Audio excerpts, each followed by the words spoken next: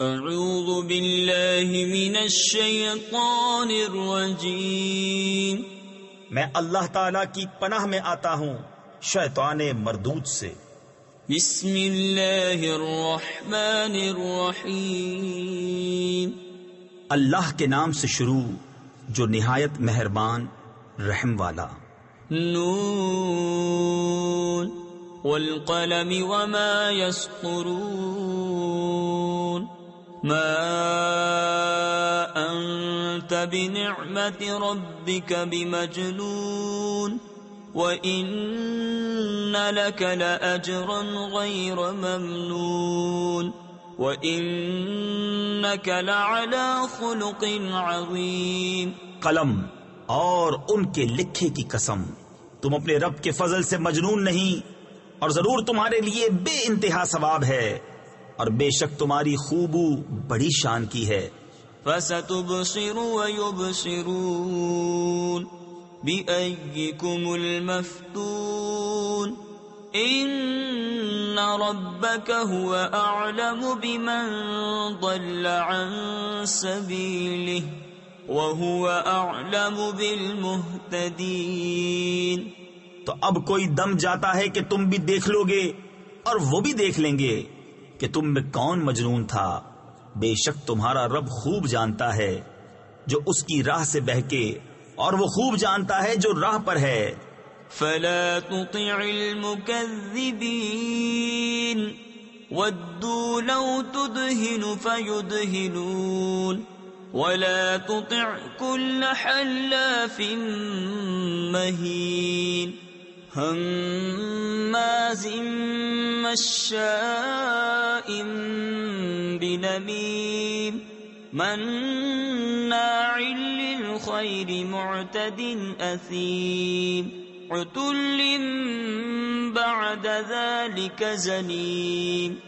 تو جھٹلانے والوں کی بات نہ سننا، وہ تو اس آرزو میں ہیں کہ کسی طرح تم نرمی کرو تو وہ بھی نرم پڑ جائیں، اور ہر ایسے کی بات نہ سننا جو بڑا قسمیں کھانے والا، ذلیل بہت تانے دینے والا، بہت ادھر کی ادھر لگاتا پھرنے والا، بھلائی سے بڑا روکنے والا، حد سے بڑھنے والا گناہگار، درست خو، اس سب پر ترا یہ کہ اس کی اصل میں خطا۔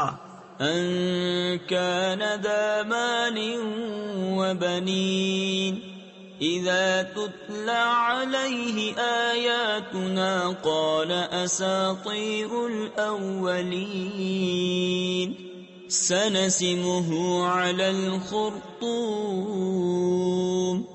إنا بلوناهم كما بلونا أصحاب الجنة إذ أقسموا ليصرمنها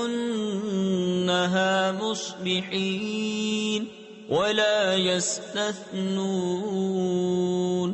اس پر کہ کچھ مال اور بیٹے رکھتا ہے، جب اس پر ہماری آیتیں پڑھی جائیں کہتا ہے اگلوں کی کہانیاں ہیں، قریب ہے کہ ہم اس کی سور کسی تھوتنی پر داغ لگا دیں گے۔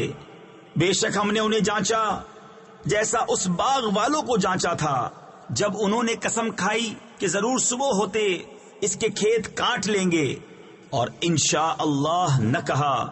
فطاف عليها طائف من ربك وهم نائمون فأصبحت كالصريم فتنادوا مصبحين أن اغدوا على حرثكم إن كنتم صارمين۔ تو اس پر تیرے رب کی طرف سے ایک پھیری کرنے والا پھیرا کر گیا، اور وہ سوتے تھے تو صبح رہ گیا جیسے پھل ٹوٹا ہوا۔ پھر انہوں نے صبح ہوتے آپس میں ایک دوسرے کو پکارا کہ تڑکے یعنی صبح سویرے اپنی کھیتی کو چلو اگر تمہیں کاٹنی ہے۔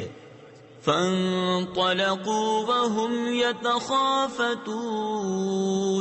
ألا يدخلنها اليوم عليكم مسكين وغدوا على حرد قادرين فلما رأوها قالوا إنا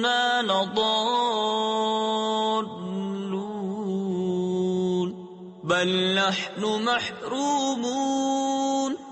تو چلے اور آپس میں آہستہ آہستہ کہتے جاتے تھے کہ ہرگز آج کوئی مسکین تمہارے باغ میں آنے نہ پائے، اور تڑکے چلے اپنے اس ارادے پر قدرت سمجھتے. پھر جب اسے دیکھا بولے بے شک ہم راستہ بہک گئے، بلکہ ہم بے نصیب ہوئے. قال أوسطهم ألم أقل لكم لولا تسبحون. قالوا سبحان ربنا إنا كنا ظالمين. فأقبل بعضهم على بعض يتلاومون. قالوا يا ويلنا إنا كنا طاغين. ان میں جو سب سے غنیمت تھا بولا کیا میں تم سے نہیں کہتا تھا کہ تسبیح کیوں نہیں کرتے؟ بولے پاکی ہے ہمارے رب کو، بے شک ہم ظالم تھے. اب ایک دوسرے کی طرف ملامت کرتا متوجہ ہوا، بولے ہائے خرابی ہماری، بے شک ہم سرکش تھے. عسى ربنا أن يبدلنا خيرا منها إنا إلى ربنا راغبون. كذلك العذاب ولعذاب الآخرة أكبر لو كانوا يعلمون.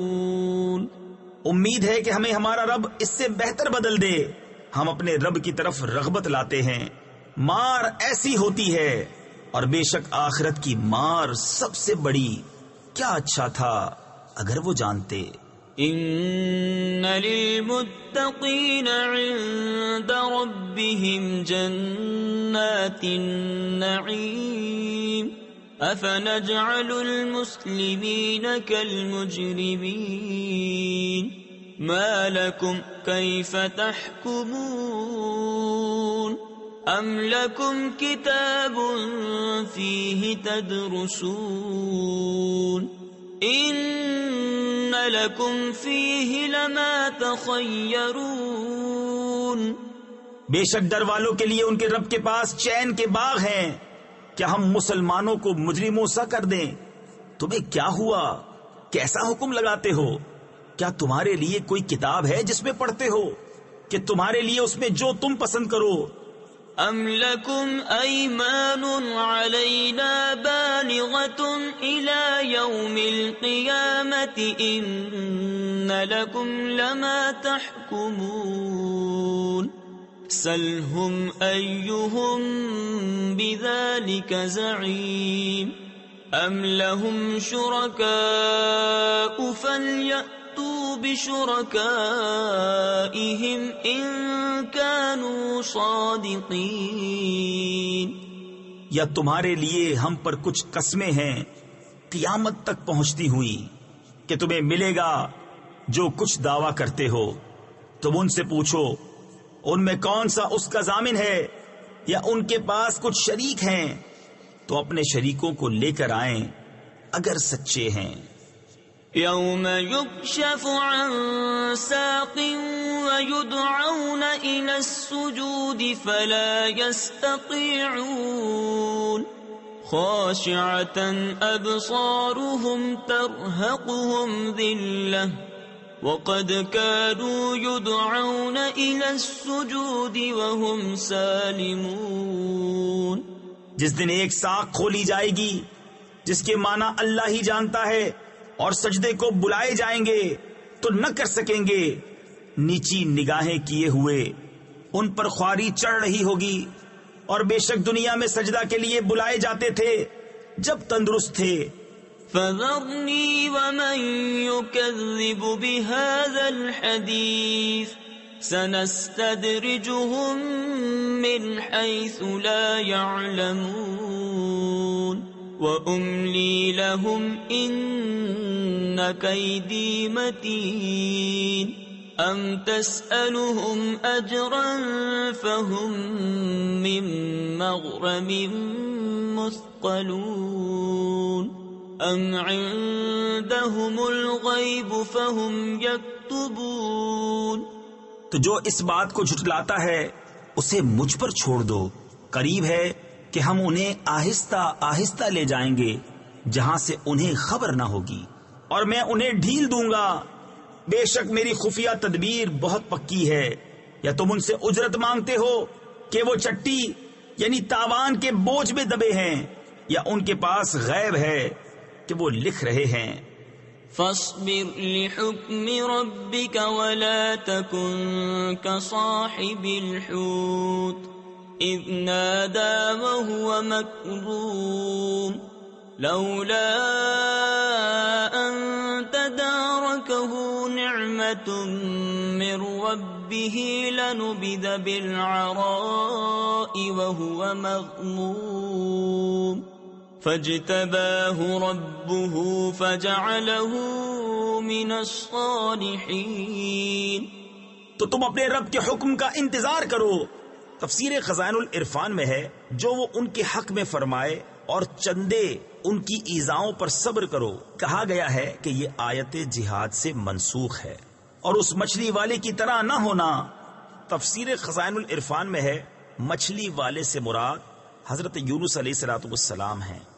جب اس حال میں پکارا کہ اس کا دل گھٹ رہا تھا، اگر اس کے رب کی نعمت اس کی خبر کو نہ پہنچ جاتی تو ضرور میدان پر پھینک دیا جاتا۔ الزام دیا ہوا تو اسے اس کے رب نے چن لیا اور اپنے قرب خاص کے سزاواروں یعنی حقداروں میں کر لیا۔ وَإِن يَكَادُ الَّذِينَ كَفَرُوا لَيُزْلِقُونَكَ بِأَبْصَارِهِمْ لَمَّا سَمِعُوا الذِّكْرَ وَيَقُولُونَ إِنَّهُ لَمَجْنُونٌ وَمَا هُوَ إِلَّا ذِكْرٌ لِّلْعَالَمِينَ۔